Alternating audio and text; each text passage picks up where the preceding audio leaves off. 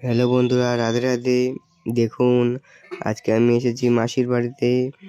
এই দেখুন, আজকে দুপুরের ভোগ হয়ে গেছে। এই যে ঠাকুর পরিদর্শন করুন। এই দেখুন গোপাল, এটা আমাদের মাসি বাড়ির গোপাল। দেখুন কত সুন্দর। এই দেখো রাধা কৃষ্ণ, পাশে জগন্নাথ দেব, বড় কৃষ্ণ আছে, গোপাল, লক্ষ্মী নারায়ণ।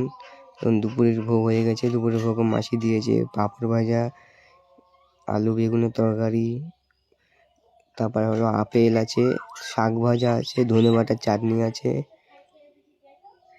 যদি আপনাদের ভিডিও ভালো লেগে থাকে অবশ্যই লাইক করবেন। রাধে রাধে।